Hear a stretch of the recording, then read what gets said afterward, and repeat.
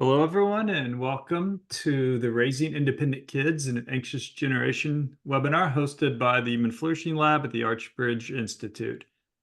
Thanks so much for joining us this evening. We're excited to do this first webinar for us here at the Human Flourishing Lab. My name is Clay Routledge. I'm the director of the Human Flourishing Lab and the vice president of research at the Archbridge Institute. I'm especially excited about the webinar because one of our primary goals at the Human Flourishing Lab is to make the discoveries of behavioral scientists and practitioners accessible and useful to individuals looking to improve their own lives and the lives of others. As many of you probably know, we are living in a time where there's growing rates of anxiety among children, teens, and young adults, and related psychological issues. Of course, many parents are, not surprisingly, looking for ways to help their kids to improve their mental well-being, as well as to help give them the skills that they need to live resilient and productive lives, navigating the normal challenges that come with development. So we're hosting this first webinar to help parents and other people working with children with these endeavors. Before I introduce our primary speaker today, just want to give you a little bit of information about how to participate in the webinar. Our speaker is going to give a presentation, and what you can do is there's a Q&A button down at the bottom of the Zoom screen, and you can click there and type any questions that you have.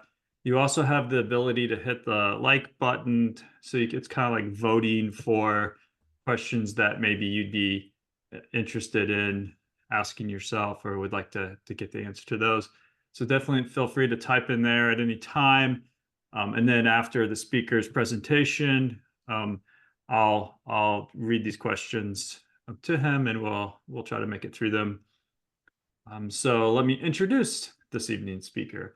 I'm very honored to introduce Dr. Camilo Ortiz, who's leading tonight's webinar.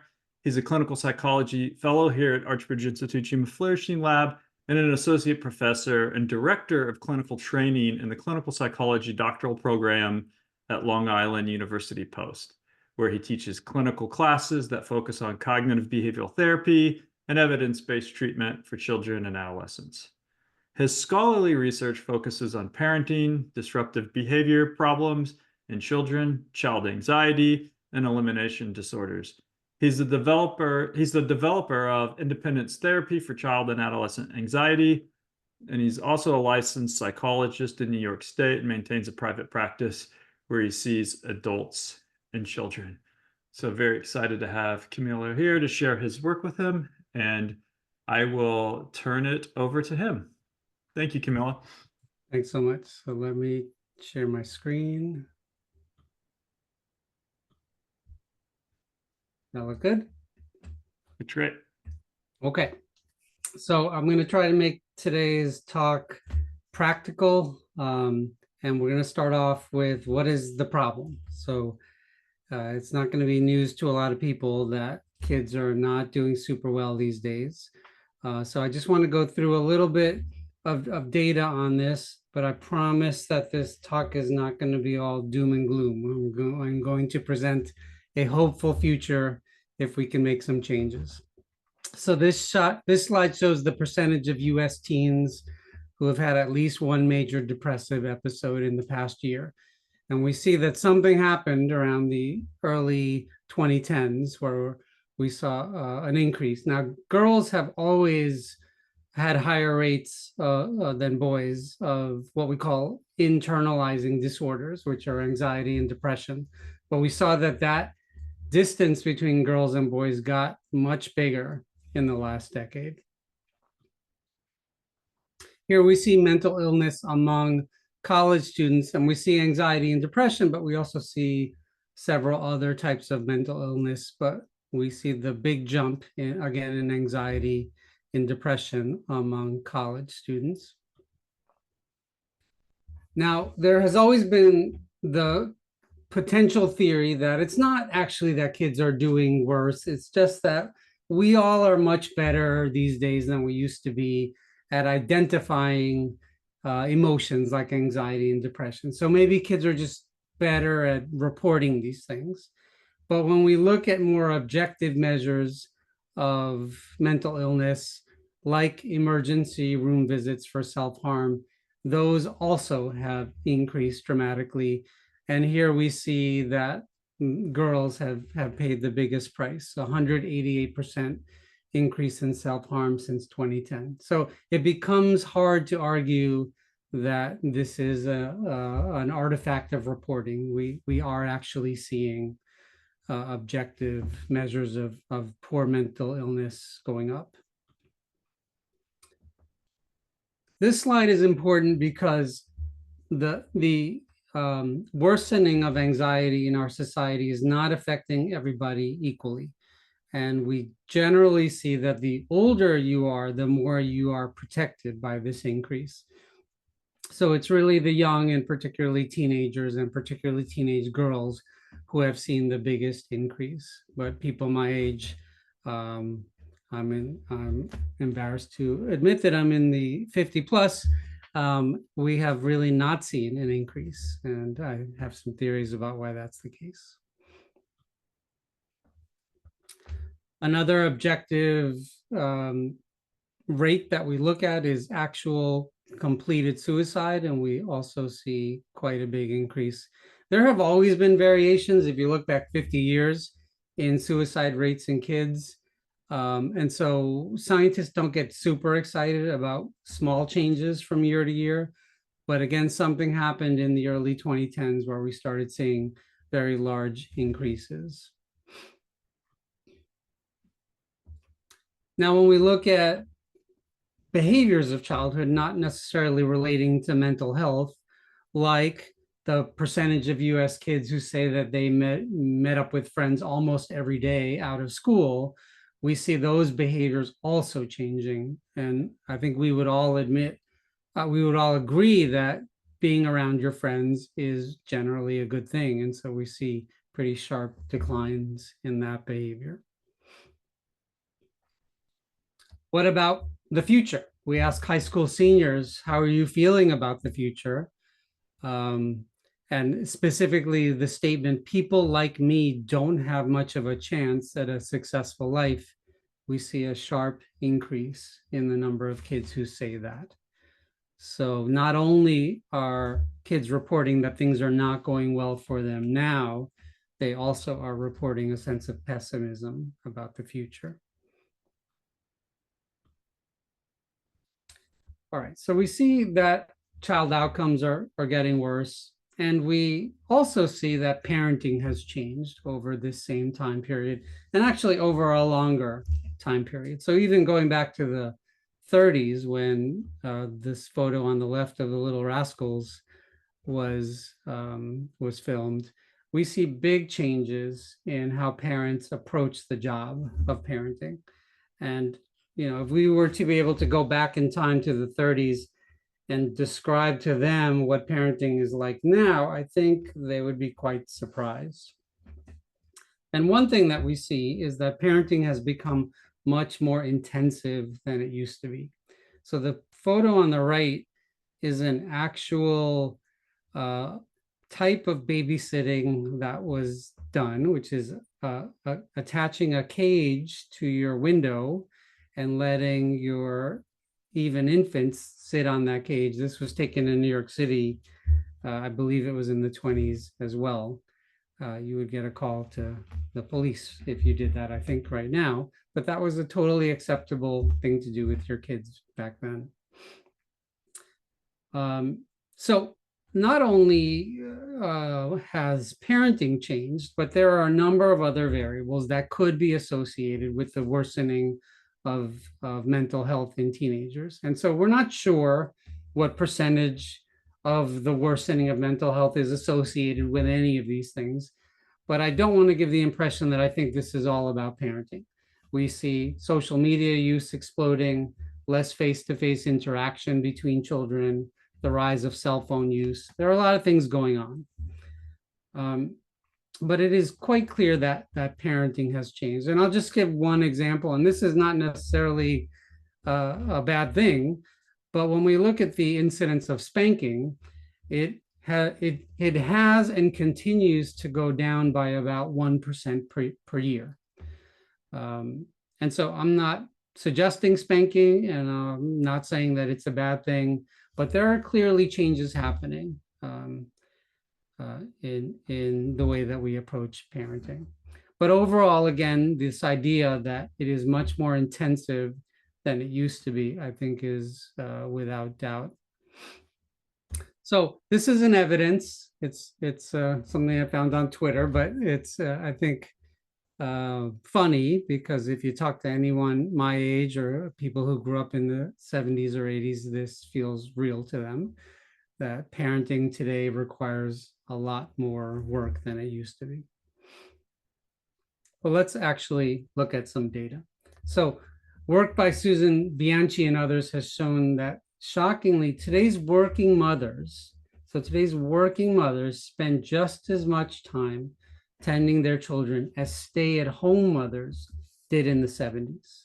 So I'll just let that sink in. So not only has the total amount of time parents spend with their children increased, but parents today spend more of it doing hands-on childcare.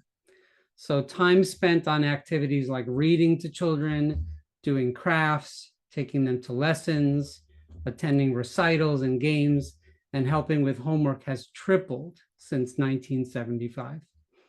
Today, mothers spend nearly 5 hours a week on these activities, compared to about 1 hour and 45 minutes in 1975.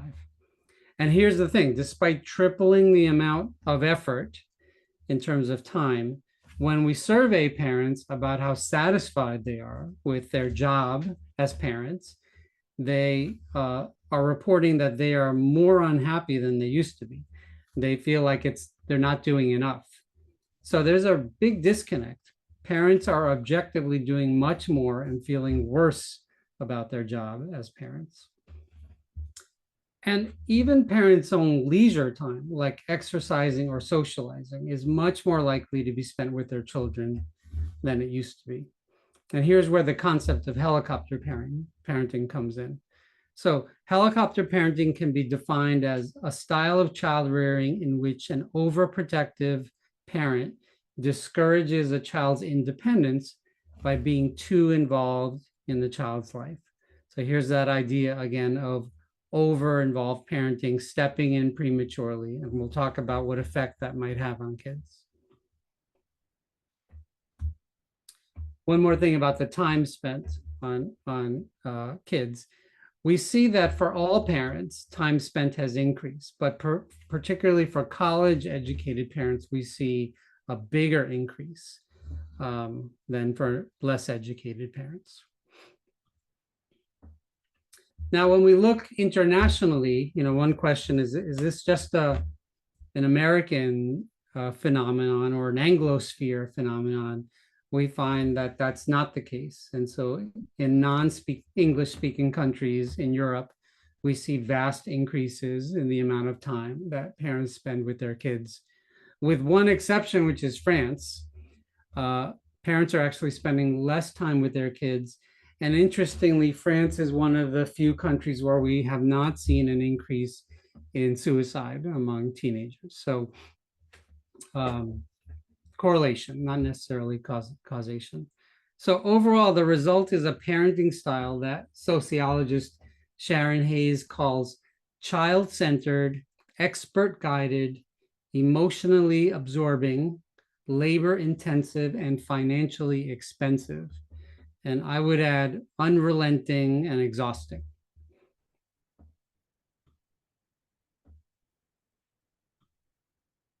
So here are just two very specific changes that we've seen over time. So when we ask parents, at what age were you allowed to go to a playground alone? These are parents born in the 70s. And at what age did you allow your children to go to a playground alone? We see about a 3-year difference between the two. And this cannot be explained by crime rates. It is safer now, despite what it might feel like, than it was in the late 70s. And here's an example of letting kids walk alone. Same difference, about 3 years. Now, what about money? So parents are spending more time on their kids, but we also see that particularly among middle and upper income families, they're spending more money on their children. And it seems like extra time and money is not actually fixing this problem. All right, so why are psychologists concerned about over-parenting or over-involved parenting? Let's sort of get into it more specifically. Why is this a problem? So it's a problem because these things are all higher now. And when we look at correlational research between that looks at how involved parents are and what are the levels of these outcomes, we see that they are correlated. But let's talk a little bit about why it is that hovering or controlling parents tend to actually make their kids more anxious. And there are a few reasons that psychologists have identified. And the first one is when you step in prematurely, when a child is capable of doing something and you step in, you actually are depriving a child of the practice of doing something that is difficult or that requires regulating their desires or their emotion. So we can think of childhood as being one long experiment with learning how to get better at controlling your own emotions and delaying gratification. And when you as a parent step in and do those things, there's just less practice for your child. The second thing is sort of like, what are we communicating to kids when we step in at the slightest discomfort that they have? And I think one possible message is that they are incapable and need our help. And so over time, these little micro messages that you need me to fix this for you can build up over time. And we see kids giving up very easily when they face adversity. And finally is what psychologists sometimes call fear transfer. So when parents step in, they may communicate to kids that they should be concerned or scared about something. And so I see this a lot, parents saying, are you okay? Are you scared?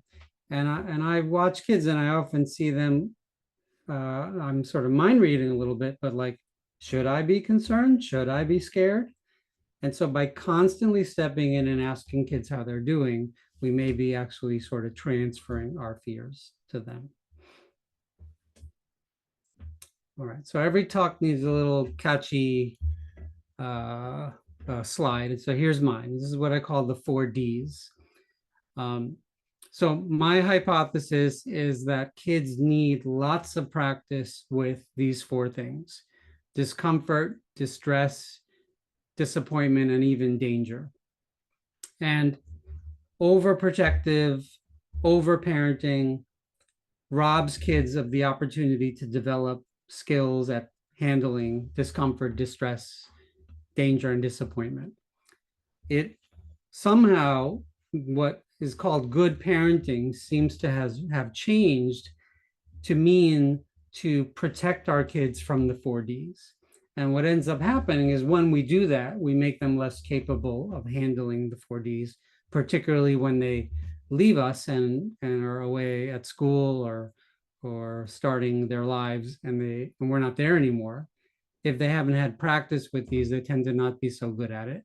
And so in my psychology private practice, I see a number of men, particularly in their mid to late 20s, who are not very good at handling the 4 Ds because they just haven't had practice. And that can lead to things such as failure to thrive, which is a problem we're seeing more of. So overall, I coach my parents to give their kids lots of opportunities with the 4 Ds. And that includes danger, which might seem like a strange thing for a child psychologist to be suggesting that parents give their kids more opportunity with danger. But the only way you learn to assess and handle danger is with lots of practice with it. And I'll show you a book that I often suggest to parents. One of my favorite parenting books. It's 50 Dangerous Things You Should Let Your Child Do. So a lot of fun stuff in there, stuff that kids my age used to do regularly that don't happen so much anymore.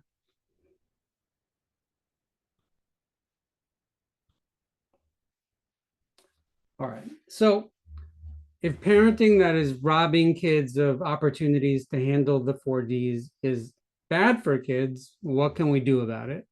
So I wrote an op-ed last year for the New York Times that suggested a way forward. And what I did is I created a treatment for anxious kids that basically was all about giving them tons of opportunities to handle the 4Ds. And it involves a parent not actually being there. And this might sound like a Goldilocks scenario where I'm asking parents to do a lot less, and we're also getting a lot better outcomes from kids. But so far, the research on this approach really supports that if we allow kids to do more independence activities, and I'll give lots of examples in a minute of what those look like, they tend to get more resilient, their anxiety tends to go down, parents trust them more, and it's also a lot less work for parents. And so everybody really benefits.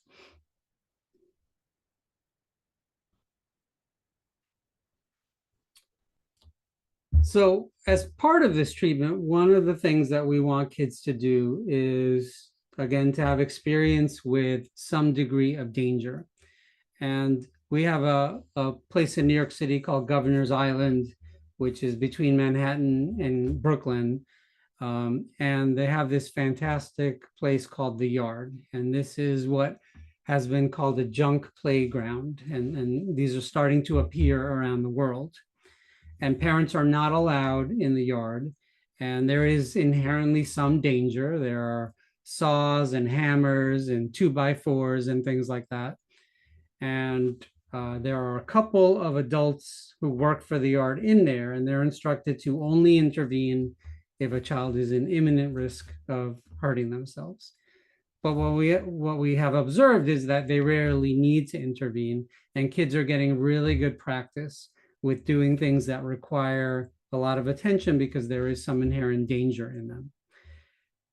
And so when I bring parents, I sort of think about this. So the Yard does involve some risk, but it's a lot less than the playgrounds that used to exist. This is an actual picture of a playground in Texas a long time ago.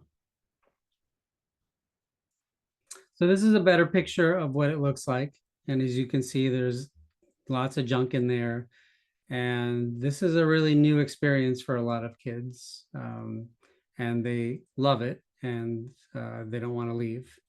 Now, we have to talk to parents when we bring kids to the Yards, because parents are very good at intervening. And so there are these amazing signs around the Yard that say things like, your children are fine without advice and suggestions. The young desire to be free of adults. Children at play do not disturb. And bye, mom. This is a photo I snapped of a kid in the Yard, and I think it says a lot. Kids feel accomplished and brave, and it's wonderful to see. But how does this feel for parents? So we have two kinds of parents that we see outside of the Yard. And the first type are parents who have never been there before. And these are the parents who are pressed up against the wall, who are still offering advice and solutions to their kids. So for example, I saw a kid in the Yard who had a 2x4 on his lap, and he had a saw, and he was sawing the 2x4. And his mom was screaming, "You're gonna cut your leg." And he said, "Mom, I know where to stop. I'm not gonna cut my leg." And he didn't cut his leg. And then we have parents who have been there before, and there happens to be an outdoor wine bar right across this little road. And that's where those parents are, because they have learned that once you let go a little bit, you see lots of benefits, both for yourself and your child. And we start to see this virtuous cycle of trust, competence, and resilience.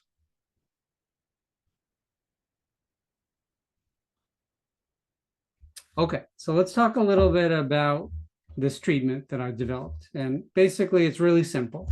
It's 5 sessions for anxious kids. It involves their parents and the child.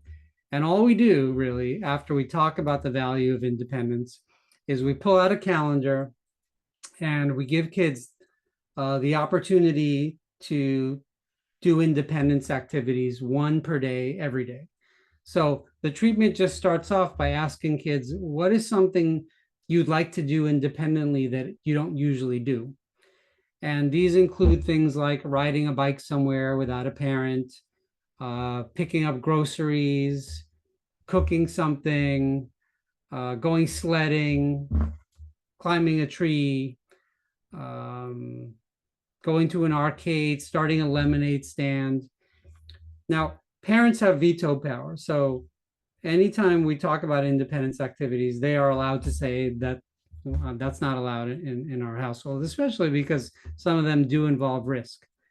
But independence activities have to meet a few requirements. So they have to be developmentally challenging tasks. If they're too easy, then kids don't get any boost to their self-esteem by doing them. They have to be somewhat challenging.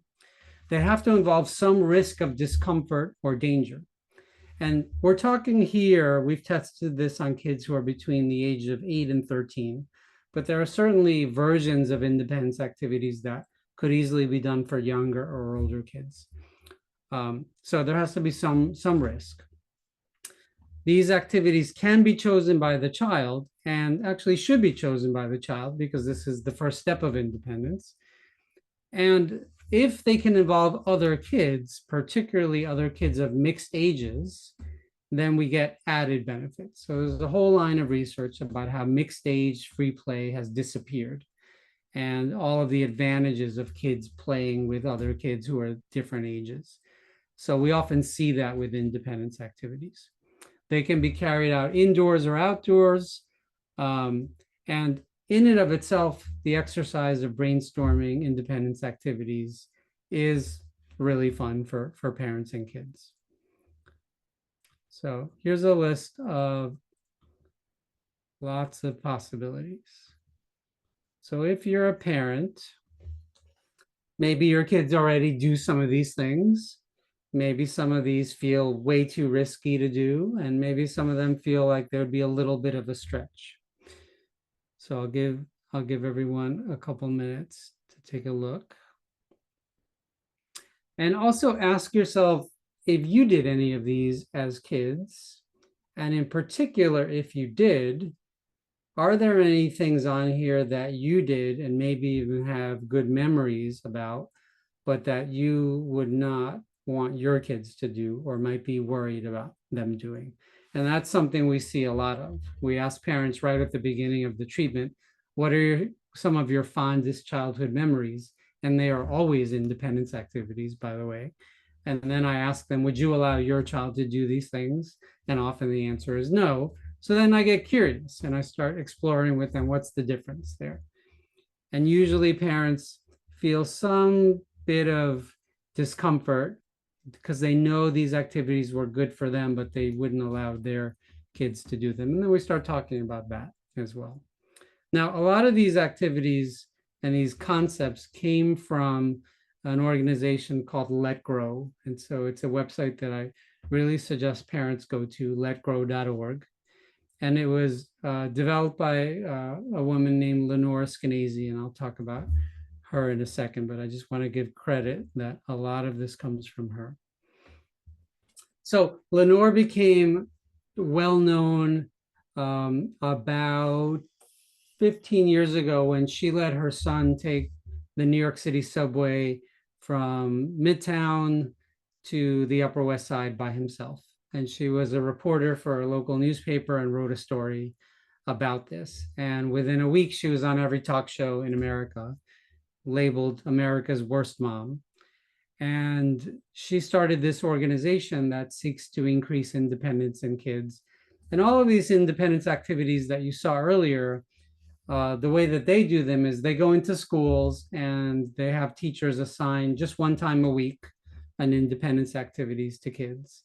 And so all I did was I put that on steroids by making it every day a child would need to do an independence activity.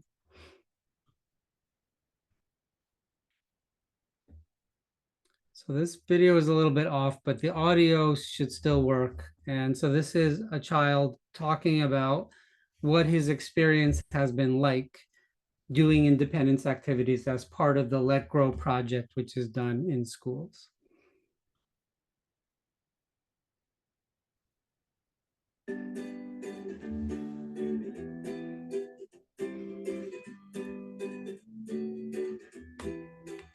Let Grow is a project that evolves, or I should say involves, students doing things that they would normally never do before. And which sounds so simple, yet in this day and age, it's almost revolutionary.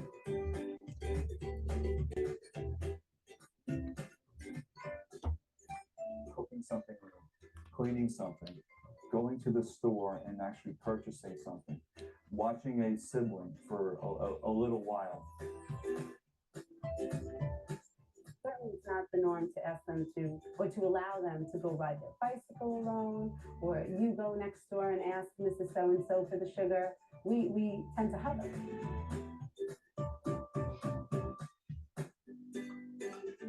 I don't want to say it's forced on them, but it's something that they are more inclined to allow their children to do because it's part of a school project. Parents are actually saying, wow, I can't believe that I safety wrap my kids so much that they don't have the opportunities to do these things. I went outside without a parent. I made French toast all by myself.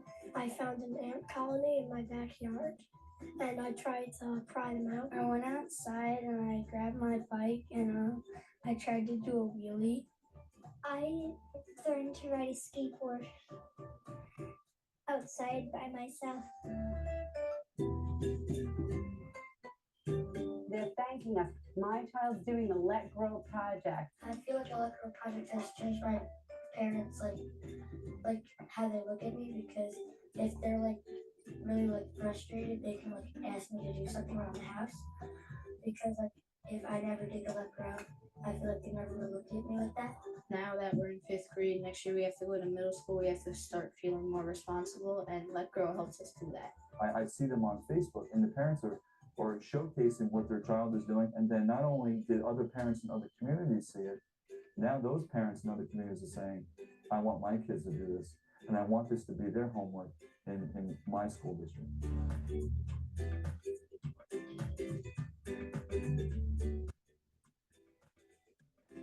I was noticing on social media that some of the other districts are imitating the program. My husband and I have learned how to actually teach our kids how to be independent, where in the past we were giving them everything and we were stopping and saying, okay, well, what do you need now? And now they're actually initiating and doing it on their own.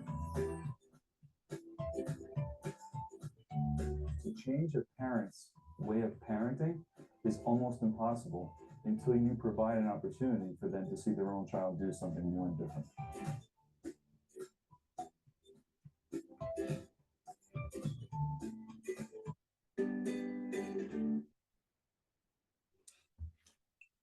Okay, so the only difference between what we do and that is that the treatment is a clinic-based treatment and it's for anxious kids, but the principles are all the same, and we just increase the frequency of the independence activities.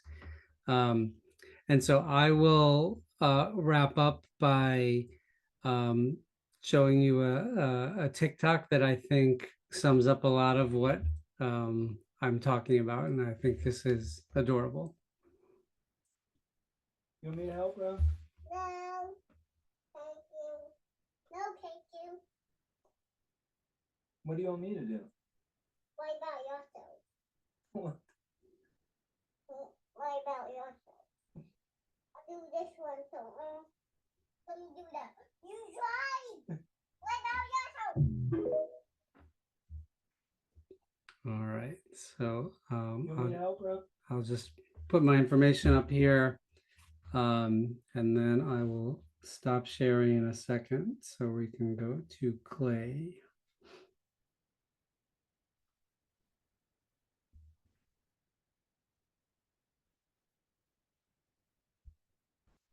Thank you, Camilo. That was great. I love that. I'd never seen that video before. That was awesome. Worry about yourself. So again, just a reminder, if people have questions, they can go to the Q&A and type them in there, and I will read them off to Camilo. I do have a question to get us started that, sometimes I'm a psychologist, I'm not a clinical psychologist like you, but of course, just by a function of being a psychologist, people ask me questions like, "Hey, Claire, you're a psychologist. What do you think about this?" One question I get fairly frequently from peers, from people I know in the community is, as a parent, how do you know when it's time to reach out to professional psychological services if your kids are going through a lot of stress, anxiety, feeling depressed, really anything like that, a lot of these people are already kind of, I think that at least that I know, are sort of on board with the idea of like, oh, my kids should be able to solve their own problems and all that stuff. But of course, there is this worry that like, well, when do I know if we need professional help? So do you have any general advice to parents on like how they can distinguish between normal levels of distress and something that might be more abnormal? And when is the time for them to potentially call in some professional help? Yeah, it's a great question and one that confuses people a lot. When is it appropriate to reach out for help, or when can I handle it myself? One thing that I usually suggest to parents is, unless there's an emergency situation, when you're starting to think that you might want to reach out to a professional, I suggest waiting 2 weeks before you actually do that, or before you go in for a first session. What we often find is that there's quite a bit of variation in levels of emotion or even in symptoms, and often things resolve themselves in a couple of weeks. It's an interesting effect that when I'm all booked up and I can't see someone for a couple of weeks, the percentage of time that they call back and say, you know what, actually things are okay now, I'm not going to need to come in, is so much higher than when I can see them immediately. So that's one thing, is a little bit of what we call watchful waiting. Another thing is people get overly focused on symptoms, and a much more important construct is impairment. So we can have lots of particular symptoms. A kid can be quite anxious, a kid can be quite hyperactive, but if it's actually not interfering with their life, and by that we mean academic, social relationships, the parenting relationship, we don't usually suggest that they are treated for that. So that's the second thing, is to focus on whether there's actual impairment. And the third thing is, psychologists are often looking at change from previous functioning. And so if there is a marked change from previous functioning, that can suggest that seeing someone, at least for one session, to get a professional's eyes on you and your child is a reasonable thing to do. And the other sort of like bonus thing I'll say is that most evidence-based approaches for problems in childhood are parent focused. So if anyone suggests to you that your young child should be in individual therapy, they usually don't know what they're talking about, because there's not much evidence that a weekly session with a kid 9 or under with a therapist is actually helpful. And what I tell parents is, I could be the best therapist in the world. I'm going to spend 45 minutes with your kid. Let's say I teach them some amazing skill. We're supposed to expect that 4 days later, when they're dysregulated, they're even supposed to remember what we talked about on a Monday when it's a Friday. I can't get adults to do that. So parent-focused approaches, where we give you the skills to use throughout the week, are just always, on average, going to be more effective than seeing a child individually. Yeah, that's great advice. So just a quick follow-up to that. So if a parent does decide, okay, now's the time to seek out a psychologist, Do you have advice on, especially if they are on board with what you're saying? I want my kids to be more independent, develop these skills of resilience and self-confidence and all this. Do you have suggestions of how to look for one? Like what should they be looking for? In a psychologist? Yeah. Yeah. This is a little bit of a minefield of a question because I don't have the greatest opinion of a lot of people in my field. And so let's see, how specific can I get? Well, a psychologist who suggests a parent-focused approach, that would be a good sign to me. That would tell me that they understand the literature. A psychologist who focuses on short-term interventions over seeing a kid in therapy for years would also be a good sign. And so I would ask them, and this is something that I ask of my clients in the first session, is how will we know that we're done? What are our goals and how will we know that we reach them? As opposed to this endless once a week, come in and talk about your week kind of therapy that I'm not a big fan of. I think it leads to dependence on a therapist. So I like psychologists who are focused on specific problems and can give an estimate to someone of how many sessions, even if it's not exact, at least a range of how many sessions they expect a treatment to take. There are individual organizations that tend to be a good place to look for a therapist. And one of them that I often suggest is 4 letters, ABCT. ABCT.org is an organization of behavior therapists in the United States and around the world. And they have a really useful find a therapist link. And so if we're going to be specific, that's one place I would suggest. Okay, great. Yeah, that's very helpful. So question from the audience. Are you seeing cases where kids or teens are too fearful to engage in these independence activities? So like learned helplessness is significant. If so, how do you approach this? Yeah, not really surprisingly. I thought that I would. And so the main way that I approach this is I ask in the first session in a really open-ended way, what's something you'd like to do independently? And I've never had a kid draw a blank. There's a developmental sort of like force, even at age 2, to start being independent. I remember with my kids, they would get very offended if I stepped in to do something that they thought they were capable of. And it is possible that kids can lose that over time, but at least in this age range of 8 to 13, we have not seen that. If we were to see that, I would start really easy and I would do something in the home. For example, I would have a child, if they wanted to, of course, because this should be something a kid wants to do, maybe chop some vegetables with a not super sharp knife. But the important thing is, as a parent, you can't even be in the room, because what tends to happen is that at the first sign of trouble, kids will stop what they're doing and look to the parent to tell them what to do.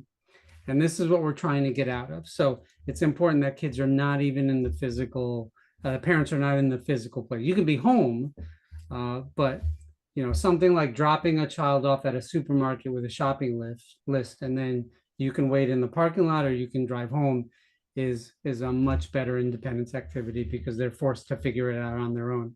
And by the way, sometimes these independence activities don't go as planned. And I secretly love when this happens because this is where we get the growth in kids. So we had a 9-year-old girl who said that she wanted to take the bus to school in Brooklyn. And this is, by the way, a girl who had never slept in her own bed. And she missed her stop. And there was a lady on the bus who saw that she was a little bit distressed and told her where to get out and where to walk. And she got to school, no problem. And that night she came home and announced that she was sleeping in her own bed. And when I asked her what was different, she said, I took a bus to school by myself. I felt like a grown-up, so sleeping in my bed didn't seem so scary anymore. And that's exactly what we were hoping for with independence activities, that it would branch out into a child's fears. And that's what we're seeing. Yeah, that makes a lot of sense. It's like I'm not sure what the ideal ratio of success to failure is, but it's to your point of it has to be something age appropriate that's a challenge, right? Because if it's too easy, it's just pure success, then they're not going to have these Yeah, these opportunities to get better at we something. need failures, actually. It's a Right, good yeah. way to think about it. And that's such an interesting question. What's the right ratio? I'm not sure. Right. It's like you want the reinforce, you need the occasional wins, but you need you definitely need failures. So a question that I think you answered a little bit in your talk, but maybe you could, give some guidance perhaps on suggestions for people who are trying to to build like the broader ecosystem of this. So let's say you get your kids on board, parents on board. I remember when my kids are older now, but I remember when they were little, one challenge was I would always be like, go outside, ride your bikes, do stuff. That's what I did as a kid. The difference was when I was a kid, all the other neighbor kids were also sent outside. Yes. So, we could hang out, we could do things, we could build ramps for our bikes and do all sorts of stuff, but it's a harder sell when you're out there by yourself and the neighbor kids aren't allowed to be outside by themselves. So, um, do you have any advice or suggestions for maybe how parents or even other people in the community, schools, educators could kind of help like shift the broader like local ecosystem to encourage to get other people on board with these ideas? This is the big question because, and Jonathan Haidt talks about this a lot with something like getting kids to use cell phones less. If you're the only kid who's doing that and everybody else is on their cell phone, you pay a huge social price. Right. And it requires a network effect of lots of people at once. The one difference with independence activities is you can do some of them in a solitary fashion, like we've had kids cook a meal at home for their family.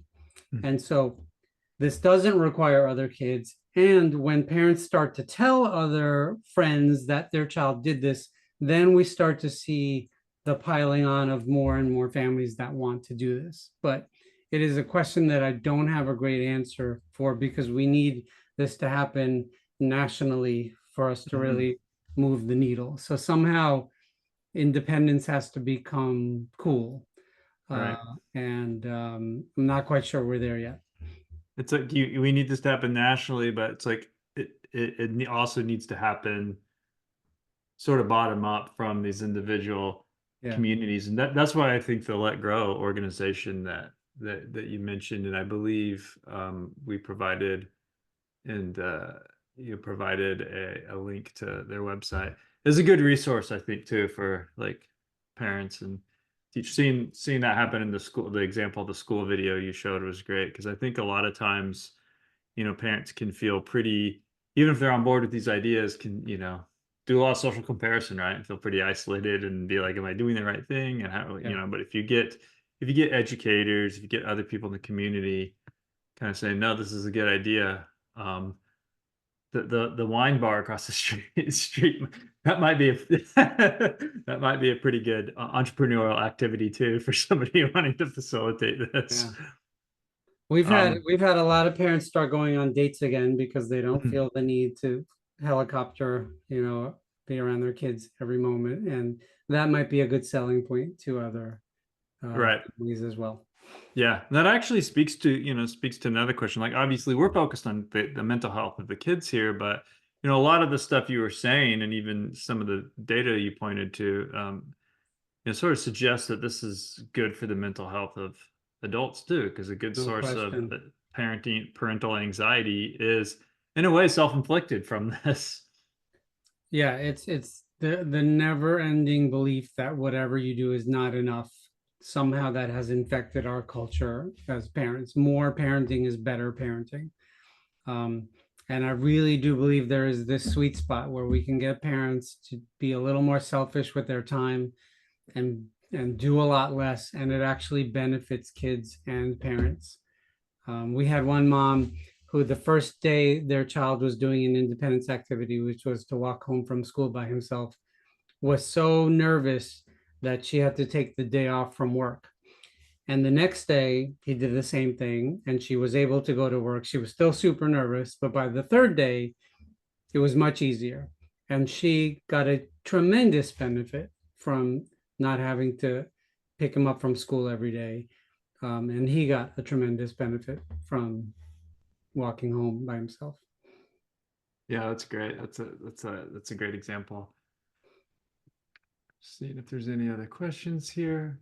And I would also note to, because I know we had a number of people that were interested in this webinar, but couldn't make the time, or maybe people who are watching now and will want to go back to this or share it with other people. It will become available at some point, hopefully this week, on the Human Flourishing Lab webpage, which is just humanflourishinglab.org. So feel free to look there. And in addition to the other links that were shared, and we'll share some of those links too on our page. But thank you so much, Camilo. I think that was a lot of fun.